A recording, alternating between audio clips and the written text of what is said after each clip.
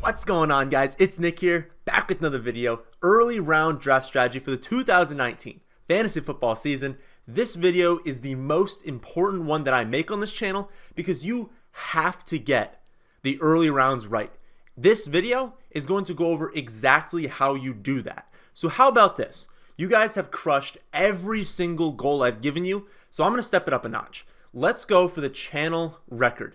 This is the most important video, so let's make it the most liked video on the channel. That record was set by this exact video last season, but then you guys went and beat it in 1 week with the must-own running back. So let's get this video up to 2,000 likes. I know for a fact that it's possible, so let's see if we can make it happen. And let's start things off with the stat of the day. Yesterday's answer was the Chiefs, and the winner was J Money the Yeeter. What a name that is. Today's stat: what player who had at least 5 deep targets last season had the highest reception rate? And no, this is not a no-name player. This isn't just like a trick question for someone you've never even heard of. 5 targets, deep targets is 20 or more yards downfield.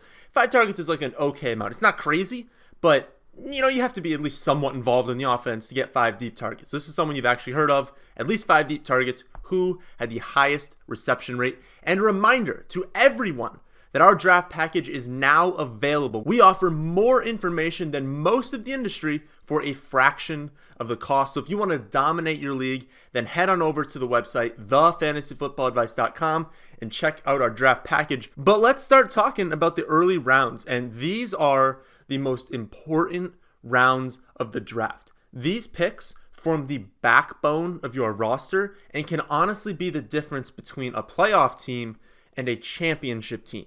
You can still make the playoffs if you just bomb your draft. Like, honestly, there are enough options on free agency every year where you can make the playoffs if you just tank your draft. But that's making the playoffs. To build a championship team, you've got to hit on some of these early round picks. Ask anyone who drafted Bell, Gronk, Fournette, Green really early last season. Ask them how difficult it was to overcome that when you lose your early round picks. So how do we avoid these situations? How do we draft a team that doesn't have any busts on it? The unfortunate answer is you can't. No matter what you do, every single player in the draft has a chance to disappoint. 100% of the players have a chance to disappoint this season. What you can do is give yourself the best chance for success. And to do this, we need to reduce risk as much as possible in the early rounds. What I have on the screen right now is each position's success rate by round. I use Fantasy Football Calculator's final ADPs when the season started. So the ADPs in early September from 2012 until last season. And success is a start-worthy player. So any player on an average team that you would have been able to start for quarterbacks and tight ends, that's the top 12 because I assume a 12-team league for this study. And for running backs and wide receivers, that's a top 30 option. I come up with 30 because typically rosters have 2 running backs, 2 wide receivers, and then I assume 50% of people will start a running back in the flex, and then the other half will start a wide receiver. So in a 12-team league, that comes out to the top 30 running backs, top 30 wide receivers. Anyone who made that at the end of the season is a success. Anyone who didn't is not a success. Pretty simple. There are a ton of different takeaways that you could take from looking at this graphic, and I want to highlight a few of them. The first is the first 4 rounds.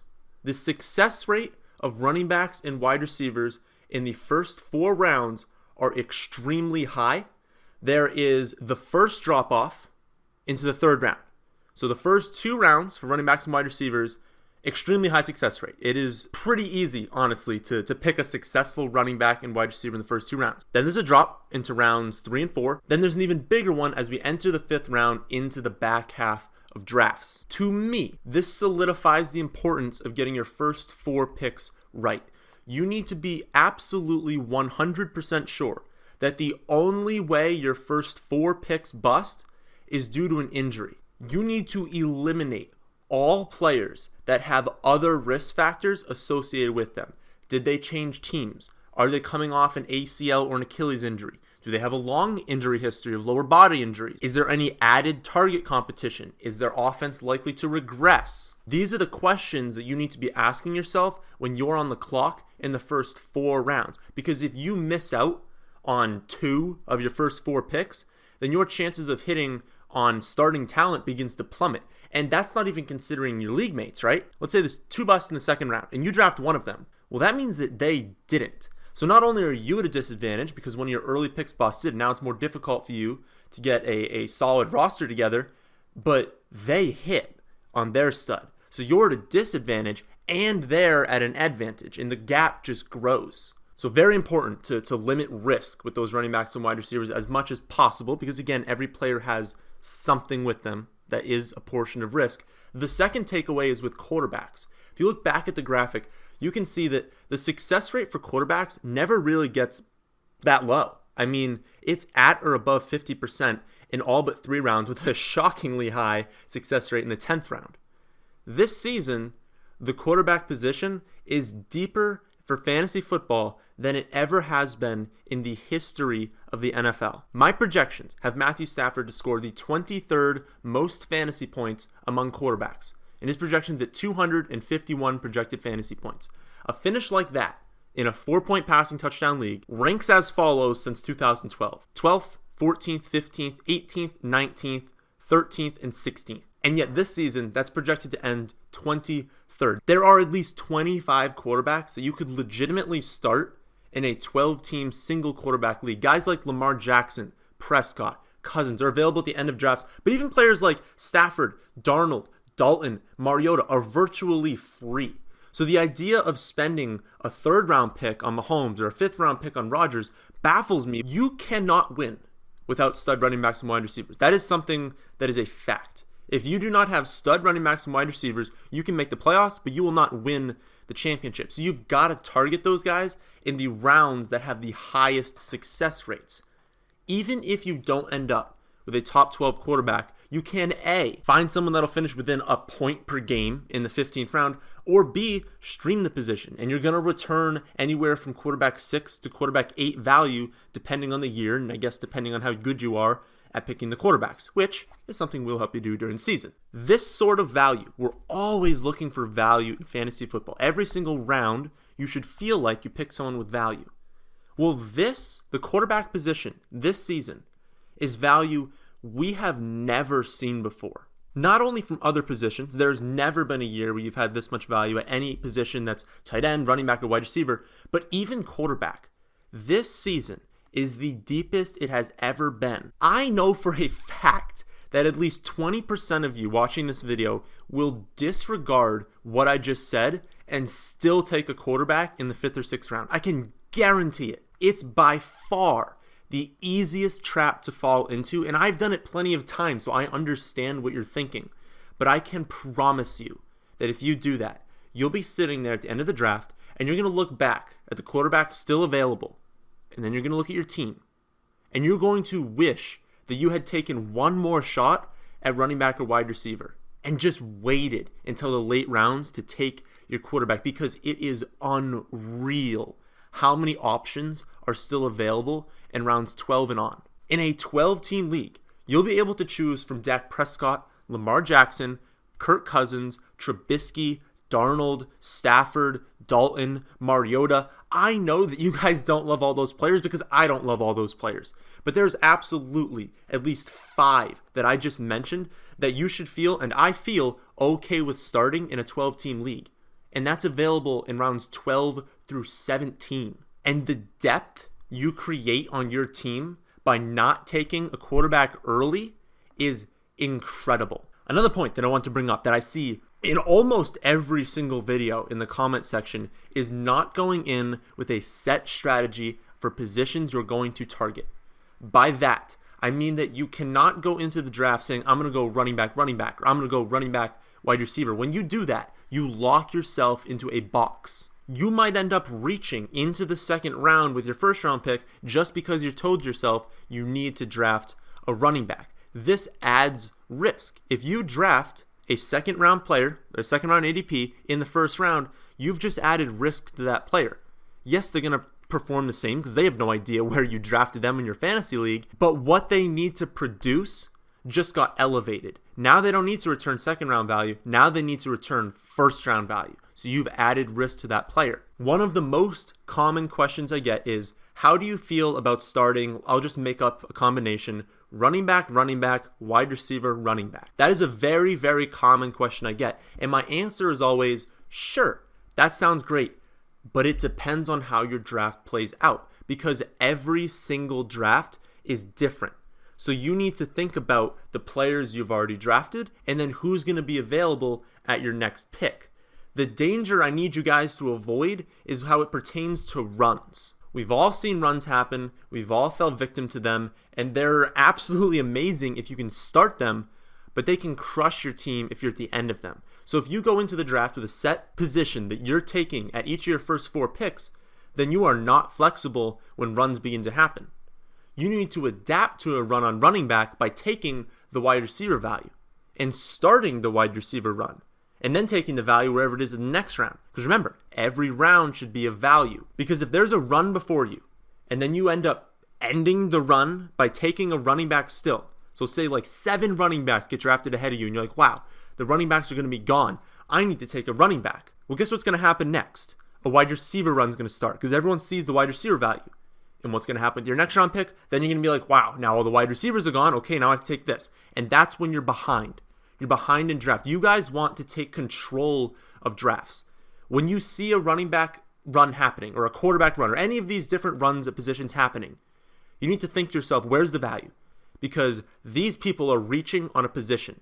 I know that running back is scarce, but these people are reaching on a position and value has been created somewhere. So take that value. When the position starts to run out, people are going to realize, hey, there's actually value at this other position. You should be the one starting that run. You start the wide receiver run, everyone else follows, and then you take what'll likely still be left at the running back position because everyone else has to follow you in your run. If any of that was confusing to you, rewind, like a minute and listen to it again. But the main point is just that you can't be the 7th, 8th, 9th guy in a row to take a running back early just because you wanted to go running back heavy. Stop the run at running back, grab the value at wide receiver or tight end. Maybe like Kelsey is falling really late because everyone's taking running backs, and then see where the value is at your next pick. Take it one by one, and this is why we do mock drafts. You need to be prepared for when these things happen. 2 more quick points, and these are going to be very quick points I want to go over. Then I'm going to talk about some players, some like example players that fit the bill on everything I'm talking about that I recommend drafting in each of the first 4 rounds. The first quick point is don't be afraid to fill out your bench before you draft your tight end and your quarterback. You have anywhere from a 12 to a 15% chance of hitting on all of your first 5 picks. And when I say hitting, I mean a top 30 option at running back and wide receiver. So if you take 5, any combination of running back and wide receiver with your first 5 picks, you have anywhere from a 12 to a 15% chance of hitting on all of those guys. You're going to need your bench. So in these rounds that still have, until about the 8th round, the highest success rates, because remember the graphic, in about the 8th round, success rate for running back and wide receiver tends to stabilize around 25%. Keep doing it. Keep drafting these running backs and wide receivers because you're going to draft a bust. I know I'm talking about how to avoid it, and you can avoid it as much as possible, but things happen. Guys twist their ankle. Guys get these freak injuries. So you're going to need your bench spot. So don't be afraid to do that. And another is just if there's a tie. If there's a tie between running back and wide receivers, then this is like baseball. Think about fantasy football like baseball. The tie goes to the runner under any scoring format, especially standard. But under any scoring format, the value of hitting on a running back, a top 10 running back, is more valuable than hitting on a top 10 wide receiver. So if there's a tie, you're like, I don't really know which one of these guys to pick between the running back and the wide receivers. Maybe I have them ranked right next to each other. Take the running back. That's just what you got to do. The only case where this is false is if you took a running back in the first 3 rounds. So if you went running back, and then there's a tie between running back and the wide receiver in the 4th, then you lean wide receiver because there's diminishing returns if you continue drafting the exact same position over and over again. But unless that's the case, you got to lean running back. So now that you have some strategies for avoiding risk, who are some players that I would target early? So I'm going to give you guys one player in each of the first 4 rounds that I feel are safe, but also come with massive upside, because remember, at the end of the day, we're not trying to avoid risk and pick a player with no upside. No. We want players who have very, very little risk, but also have massive upside, because we're trying to get first place. Now, I'm only going to give you guys one player for each round, and it's entirely possible that none of these players are available when you're finally on the clock. So if you want to know every single player that I would target and avoid, along with our tiered rankings and our write-ups about players, then head on over to our website, thefantasyfootballadvice.com, and get our draft package. It honestly comes with more information than most sites for a fraction of the cost. If you care at all about winning your league, then I genuinely have no idea why you wouldn't get our draft package. It costs the same as a lunch, and it gives you access to all of our premium content for the entire season. So check it out, thefantasyfootballadvice.com. But here are your 4 free picks. Here are your picks that I can say check off all of the boxes for early round picks you want to target. The first is Christian McCaffrey in the first round. McCaffrey is just a stud. He's game script proof. He has touchdown upside. He has absolutely no added competition. The coaching staff is the same. He's shown an ability to finish as the top overall running back, and he's missed just a single game in his entire football career. Not his NFL career, his football career. So this dude is durable. Could he get hurt? Everyone could get hurt. Every single player could get hurt. But he has one of the lowest chances of injury of any player in the league. Second round, Michael Thomas. Yet again, no added competition for targets. Game script proof. Massive touchdown upside. Fun fact, he had 12 receptions inside the 10-yard line last season, which was 5 more than any other player. He turned that into just 6 touchdowns, and that's variance, guys. That's getting tackled really close to the goal line. These are things that go up and down throughout a player's career. He's going to see positive touchdown regression going forward, and that's after 9 touchdowns last season. Yes, this guy could easily finish with 15 touchdowns if things go his way. He's used heavily in the red zone. He's also extremely durable, missing just 1 game in his football career. Third round, I know I said I'd give you guys only 1 player, but I'm going to give you 2 in this round because I don't want people to complain that I gave him 3 wide receivers and just 1 running back. But I wanted to mention Amari Cooper because I think he is the perfect 3rd round pick. Same situation as last year, focal point of the offense, very low injury risk, and the guys they added honestly are not competition to Amari Cooper. He's still going to get a boatload of targets. But if you guys wanted a running back, I wanted to bring up a player that I haven't really talked about in that many videos, Derrick Henry. Now, he's going in the late 3rd round to the early 4th round. So honestly, if you can wait until the 4th round, it's always best. It's always best to try and get as good of a deal as possible, especially in the early rounds. But honestly, I'm cool in that late 3rd round range. This offense is his after showing what he did last year and after how bad Dion Lewis was in the second half of last season. We've seen he's capable of being a high-end running back 1 when he's given the volume. And he's finally set up to get massive volume. He's still just 25 years old. He's had just 500 career carries, so he's extremely fresh, and there's absolutely no injury risk to worry about. You guys know Derrick Henry has 3 career games over 19 carries? Think about that for a second. Derrick Henry, this absolute stud of a running back, has 3 career games with over 19 carries because of who he's been playing with. He's been behind DeMarco Murray. He's been sharing time with Dion Lewis.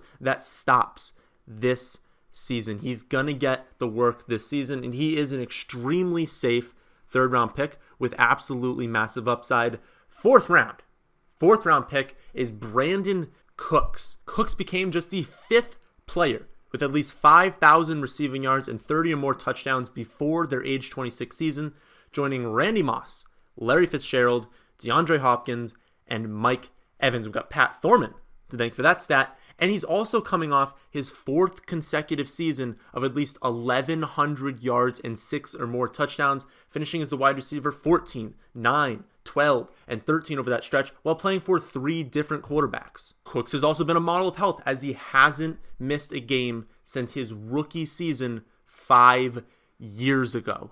So those are some players that I sign off on. Those are the strategies I would implement in the early rounds of the draft. And that is the end of this very long but very important video. Remember our goal. I know you guys can hit it. 2,000 likes in this video. You guys have hit every goal we've set for you thus far, so I know you're up for the task on this one. And also remember our draft package. It offers more information than most sites in the industry at a fraction of the cost. But that, my friends, that is the end of this video. I hope you guys did enjoy. If you did, how about we hit that like button? How about we subscribe if we are new?